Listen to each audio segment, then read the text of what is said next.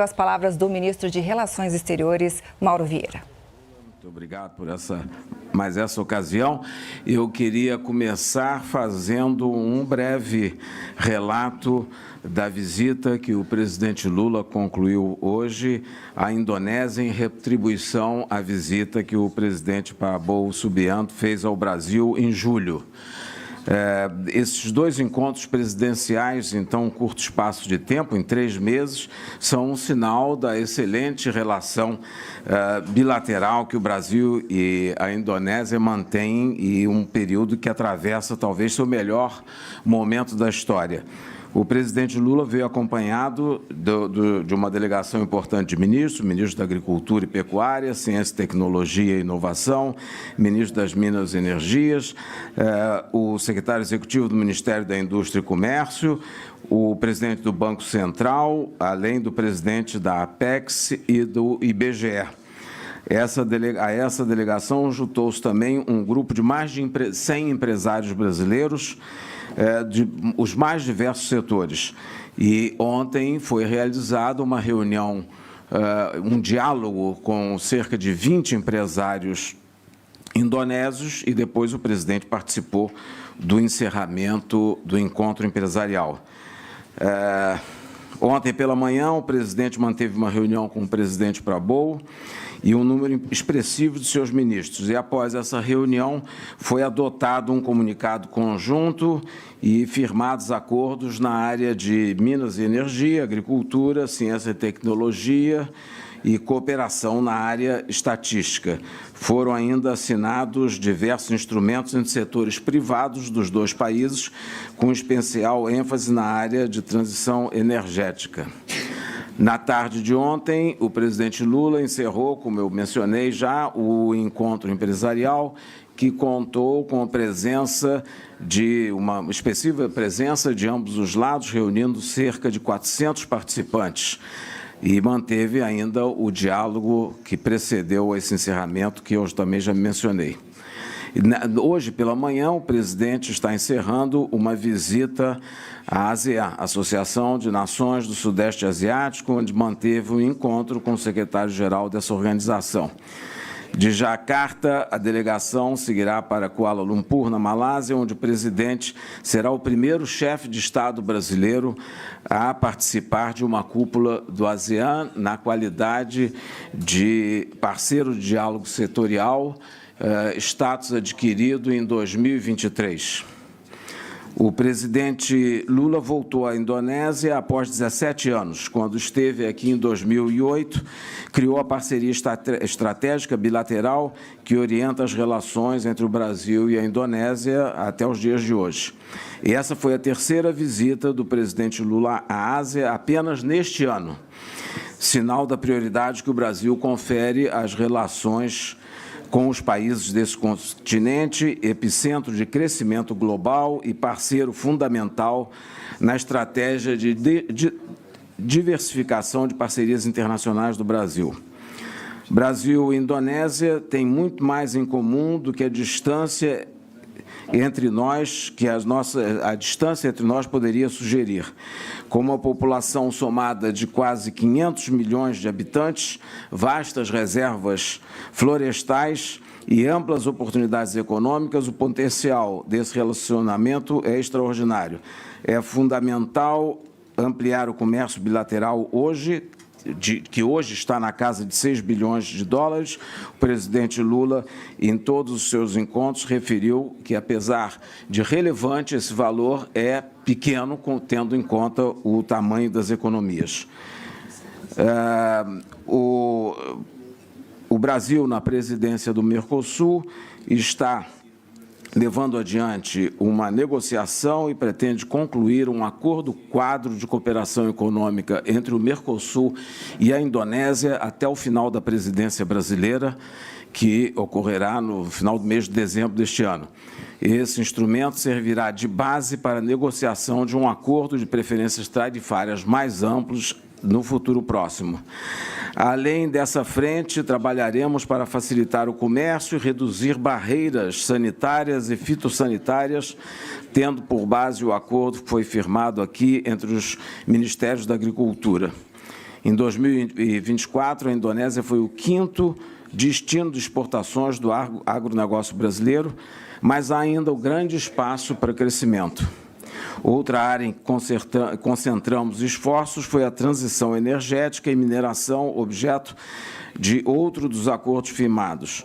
Somos ambos países do Sul com vastas reservas de minerais críticos que querem dominar todas as etapas, os dois países querem dominar todas as etapas da carreira de produção.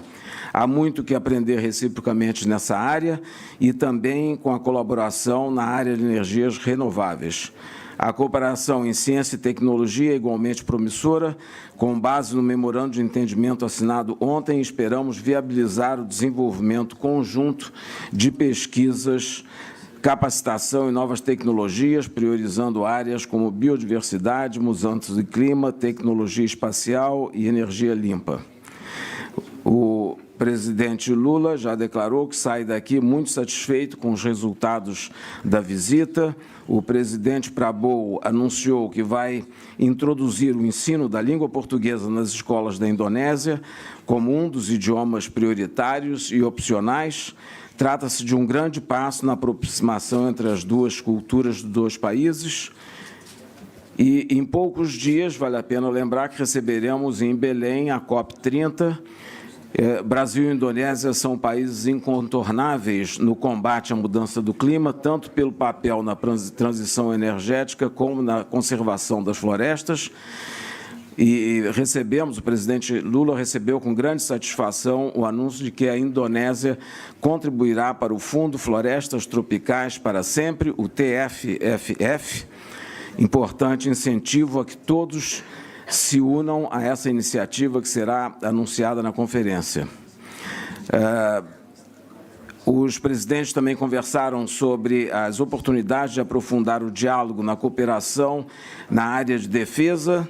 O Brasil possui sólida base industrial e está disposto a contribuir para as necessidades estratégicas da Indonésia por meio de uma exemplar parceria entre os países do Sul global. Expressamos ainda nosso apoio ao ingresso da Indonésia no Banco do BRICS, que está em processo e que tem o apoio brasileiro.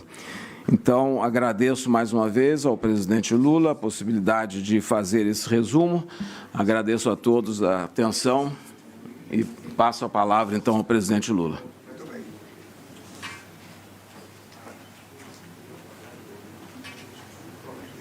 Eu não sei se o diretor da ASEAN quer fazer uso da palavra. Você vê que não falta democracia aqui. Você vê o que está aqui é um exercício de democracia. Bem, meus queridos amigos da imprensa brasileira, meus queridos ministros, Fávaro, da Agricultura, Alexandre Silveira, da Minas e Energia, Luciana, Ciência e Tecnologia, nossos embaixadores, nosso companheiro Galípolo, presidente do Banco Central, e nosso querido Márcio, ministro da Indústria e Comércio adjunto, porque o Alckmin não pode viajar comigo, porque quando o presidente viaja, o vice fica lá. Bem, para mim é uma alegria essa viagem à Indonésia depois de 17 anos, na perspectiva de procurar novas parcerias, tanto para a gente vender como para comprar, atrair investimentos e anunciar investimentos. Porque nós partimos do pressuposto de que a boa política comercial entre duas nações é uma via de duas mãos. A gente compra, a gente vende, e é preciso que haja um certo equilíbrio para que não haja déficit muito alto para um lado e nem superávit muito alto para o outro lado. E o Brasil tem 215 milhões de habitantes, a Indonésia tem 280 milhões de habitantes, e nós temos um comércio de apenas 6 bilhões e 300 milhões de dólares, o que é muito pouco, que está aquém das duas economias e está aquém das duas populações. Portanto, falta um pouco mais de entusiasmo dos países e entusiasmo dos nossos empresários. É por isso que eu quero agradecer os empresários brasileiros que vieram, 100 e poucos empresários vieram aqui. A Apex, como sempre, teve um trabalho muito importante para convencer os empresários a vir aqui, para conhecer o mundo da Indonésia, saber o que a gente pode comprar, o que a gente pode vender, o que a gente pode investir, o que a gente pode atrair de investimento, porque nesse mundo confuso, quanto mais parcerias econômicas nós tivermos, melhor. E não apenas econômicas e comerciais, mas parcerias entre as nossas universidades, parcerias entre os nossos cientistas, parceria entre, sabe, os nossos ministros, para que a gente possa efetivamente não ficar dependendo de um único país. Quanto mais comércio a gente tiver, quanto mais forte for a nossa relação com os países, melhor é para o Brasil.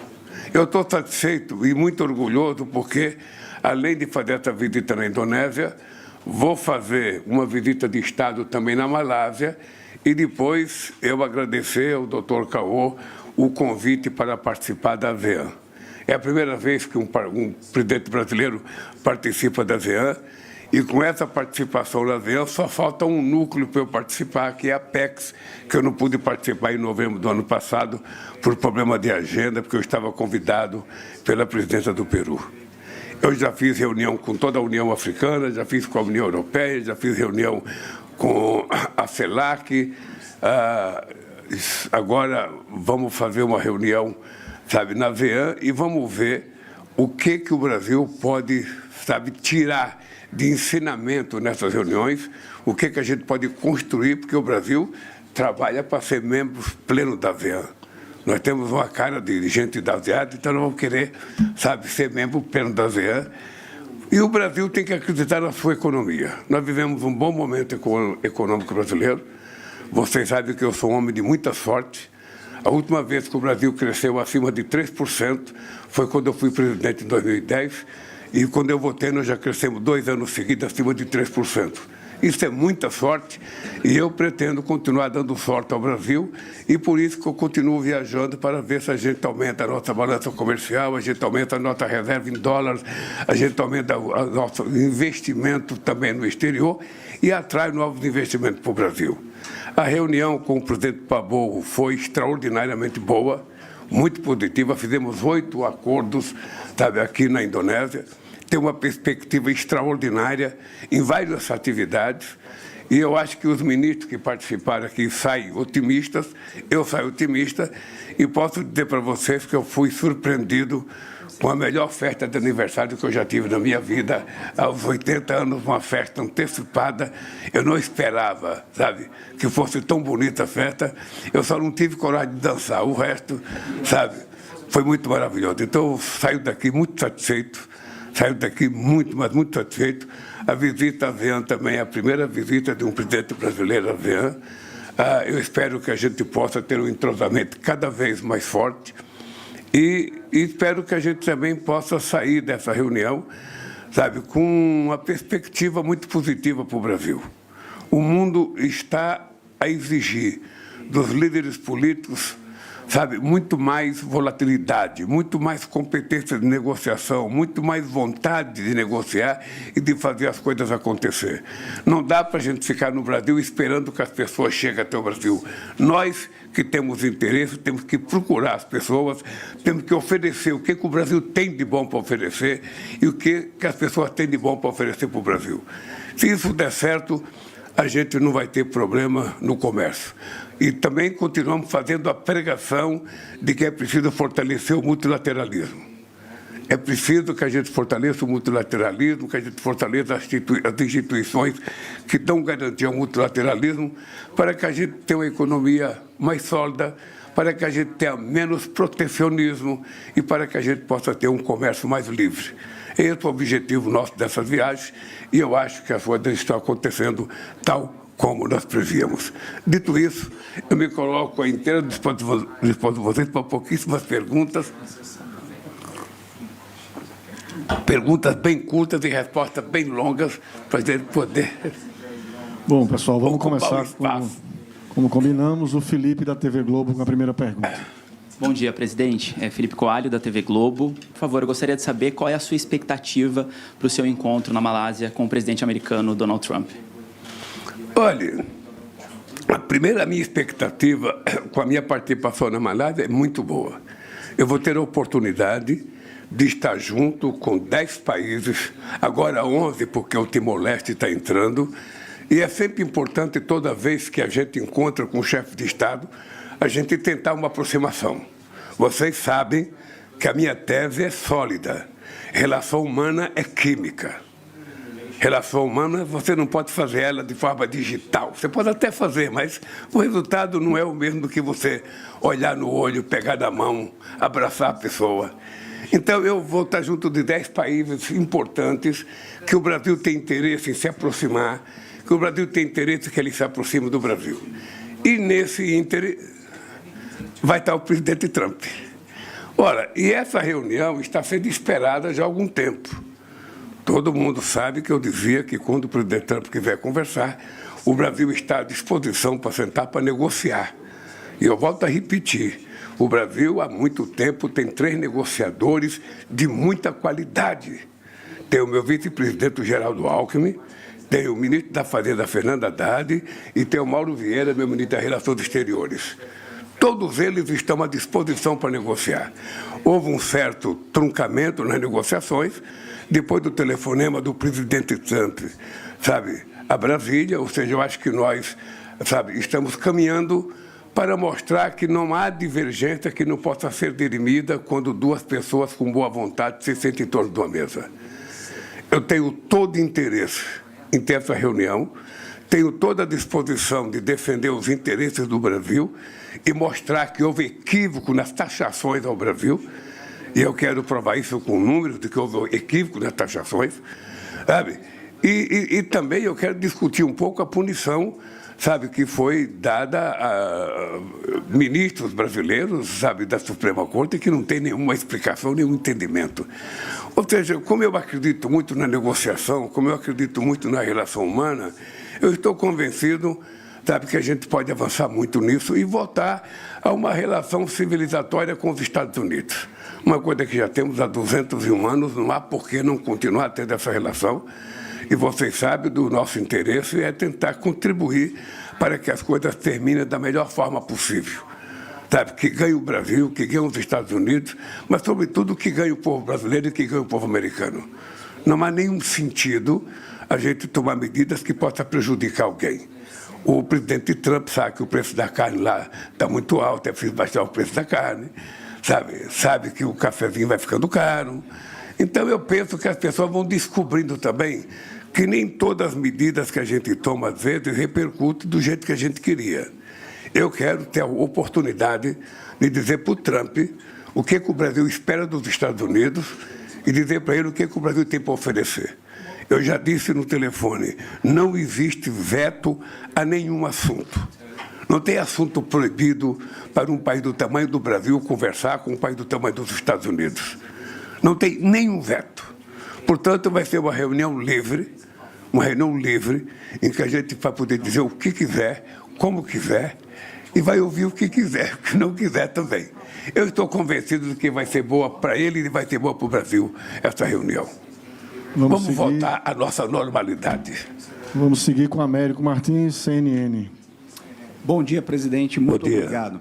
O senhor acabou de falar que acredita... Sabe que toda vez que eu vejo você, eu fico pensando, você é mais importante que Deus. Porque Deus está em todo lugar e você já esteve. Não é possível. Não chegaria a tanto, mas eu gosto muito de acompanhar as suas visitas, suas viagens. Por isso a gente se encontra tanto. Presidente, muito obrigado mais uma vez pela oportunidade. O senhor acabou de falar que acredita na negociação. O presidente Trump também diz que acredita na negociação. O senhor já deixou claro o que o Brasil quer mudar nessa relação com os Estados Unidos. E o senhor acabou de falar que vai oferecer algumas coisas aos Estados Unidos. Em que áreas o Brasil poderia oferecer coisas? Eu não disse que vou oferecer isso. Você que disse.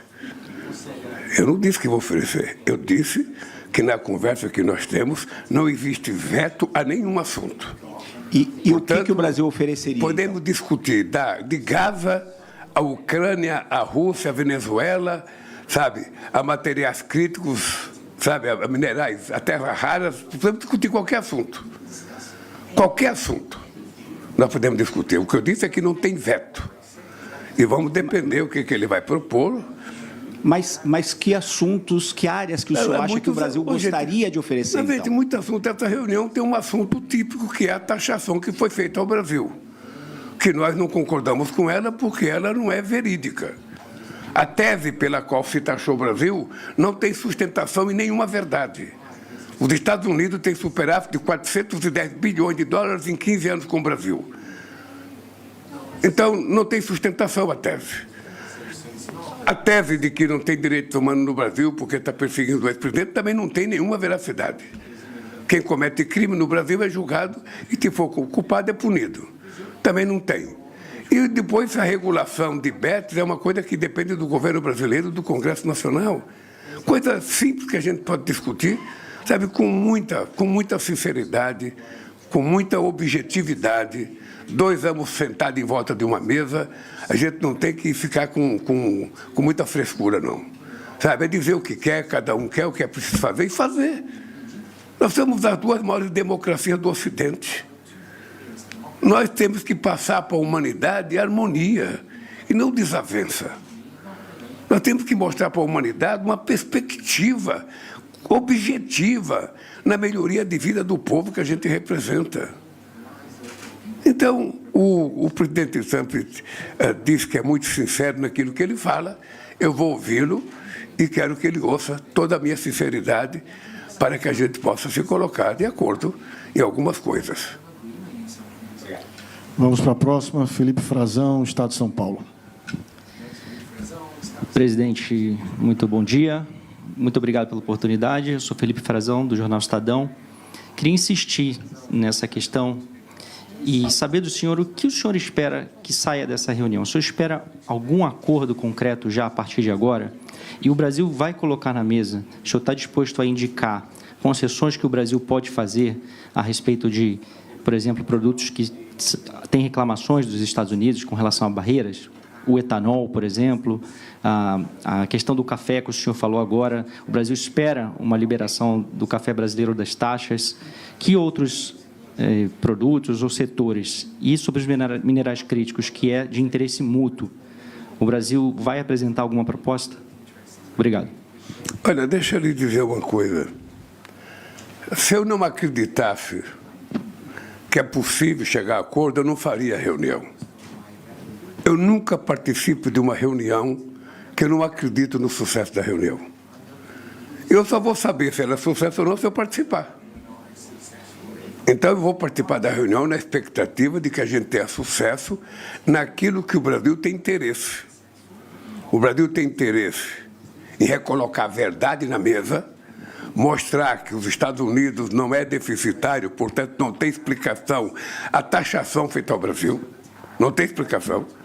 Não tem por que explicar, sabe, a punição de ministros nossos, sabe, de personalidades públicas brasileiras nas leis americanas. Não tem nenhuma explicação, porque eles não cometeram nenhum erro, eles estão cumprindo a Constituição do meu país. E, ao mesmo tempo, a política de tributação é uma coisa que depende do Brasil e depende do Congresso Nacional.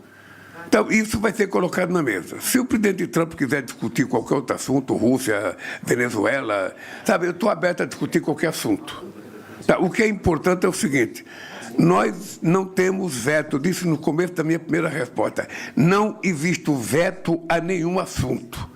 Qualquer assunto que for colocado na mesa, a gente vai discutir o assunto, pensando na melhoria da possibilidade do comercial entre os dois países.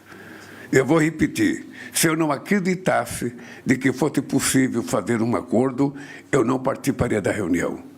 Se bem que o acordo certamente não será feito amanhã ou depois da manhã, quando eu me reunir com ele. O acordo será feito pelos negociadores que vão ter que sentar Alckmin, Mauro Vieira e Haddad, junto com o pessoal do governo americano, para negociar. Quanto tempo o senhor espera que esse acordo saia? Se eu pudesse prever, querido, se eu pudesse te dar uma resposta precisa, eu te daria. Eu queria que fosse ontem, mas se for amanhã já está bom. Vamos à próxima pergunta. Quanto mais rápido, melhor. Quanto mais rápido, melhor. Patrícia Holanda, TV Record. Bom dia, presidente. Ainda falando de Trump, o senhor viu que ele fez essa comparação dos narcotraficantes latino-americanos ao ISIS. Como é que o senhor vê essa declaração? Ele disse, inclusive, que não precisa de declaração de guerra para matar quem traz droga. Olha, veja, eu acho que falta um pouco de compreensão da questão da política internacional. Veja, primeiro, você não está aí para matar as pessoas, você está para prender as pessoas, sabe? E o que o Brasil está fazendo há muito tempo, se você pensar as últimas ações da Polícia Federal, a base que nós criamos na Amazônia para combater o narcotráfico na nossa fronteira, é uma novidade, inclusive em parceria com a Interpol e com todos os países amazônicos. Ou seja, você não fala que vai matar as pessoas, você tem que prender as pessoas, julgar as pessoas, saber se a pessoa estava ou não traficando, e aí você pune as pessoas de acordo com a lei. É o mínimo que se espera que faça um chefe de Estado. Ontem eu disse ao presidente Prabowo que quando nós somos chefe de Estado, nós temos duas coisas para fazer. A gente tem que escolher, porque ser chefe de Estado é a gente tomar decisão. Tudo você tem que tomar decisão. Tudo. Então você tem que escolher. Se você quer ser um líder respeitado e amado, ou se você quer ser um líder temido e odiado. E depende muito das palavras que você falar. Depende muito do jeito que você se comportar. E é assim que eu procedo. Eu, antes de falar, sabe, de julgar alguém, antes de punir alguém, eu tenho que julgar essa pessoa. Eu tenho que ter provas.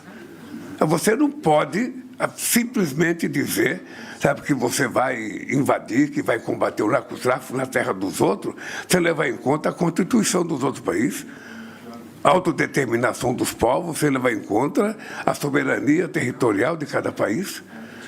Porque se o mundo ficar uma terra sem lei, sem respeitabilidade, vai ficar muito difícil viver. Eu espero, se o presidente Trump quiser discutir esse assunto comigo, eu teria imenso prazer de discutir com ele assuntos. Imenso prazer. Sabe? Esse e outros assuntos.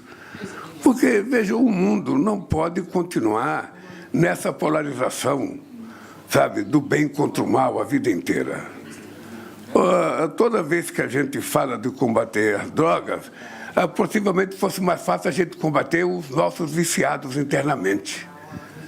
Os usuários. Os usuários são responsáveis pelos traficantes, que são, sabe, vítimas dos usuários também. Ou seja, então você tem uma troca de gente que vende porque tem gente que compra, de gente que compra porque tem gente que vende. Então, é preciso que a gente tenha mais cuidado no combate à droga. No caso do Brasil, nós estamos com uma frente da Polícia Federal, que envolve polícias estaduais, que nós queremos combater o tráfico de droga, o narcotráfico, o tráfico de armas, sabe? Porque o contrabando. Mas isso é preciso que a gente trabalhe em harmonia com os países. É muito melhor os Estados Unidos se dispor a conversar com a polícia dos outros países, com o Ministério da Justiça de cada país, para a gente fazer uma coisa conjunta. Porque se a moda pega, cada um acha que pode invadir o território do outro para fazer o que quer, onde é que vai surgir a palavra respeitabilidade da soberania dos países? É ruim. Então eu pretendo discutir esses assuntos com o presidente Trump, se ele colocar na mesa. Vamos à última pergunta, Érica de Abreu, Rede TV, e aí encerramos a coletiva.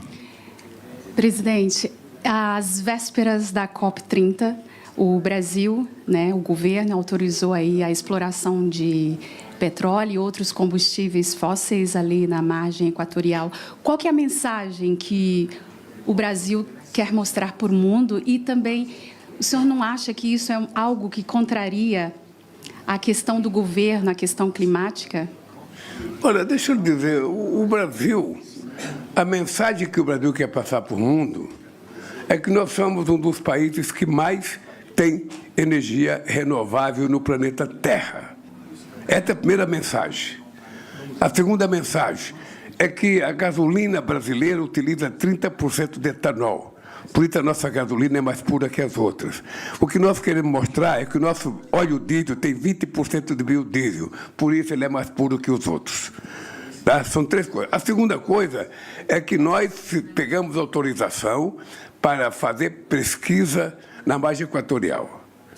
Sabe? Entre você fazer a pesquisa e você tirar petróleo leva um tempo muito grande, porque é preciso novas licenças para poder fazer as coisas numa empresa que tem expertise.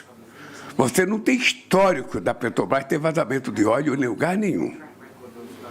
Possivelmente seja a empresa com mais expertise de prospectar petróleo em águas profundas sem nenhum dano. Ora, se nós estamos reivindicando que a gente proteja as florestas, sabe, e que nós queremos trabalhar para que a gente possa reduzir o uso de combustível fóssil, uma das formas que eu tenho dito é que a gente tem que utilizar o dinheiro do petróleo para consolidar a chamada transição energética do planeta Terra. Porque a Petrobras é uma empresa que ela vai aos poucos sair, deixando de ser uma empresa de petróleo para ser uma empresa de energia. Ela tem que investir em outro tipo de energia. E o dinheiro que ela precisa é o dinheiro enquanto o petróleo for o combustível ainda necessário por muitas décadas. Porque é muito fácil falar fim do combustível fóssil, mas é difícil a gente ver quem é que tem hoje condições de se libertar do combustível fóssil. Ninguém tem. Então, o que o Brasil está fazendo é dando uma demonstração de muita competência. 87% da nossa energia elétrica é limpa, sabe? A nossa gasolina é mais limpa, o nosso biodiesel é mais limpo, sabe? Então, nós estamos fazendo as coisas que têm que ser feitas corretamente e vamos continuar investindo em energia renovável, vamos continuar utilizando o dinheiro para que a gente faça cada vez mais, sabe, condições do Brasil se ver livre do combustível fóssil. Mas enquanto o mundo precisar, o Brasil não vai, sabe, jogar fora uma riqueza que pode melhorar a própria vida do povo brasileiro. Ok, pessoal, agradeço, obrigado, até a próxima. Muito bem.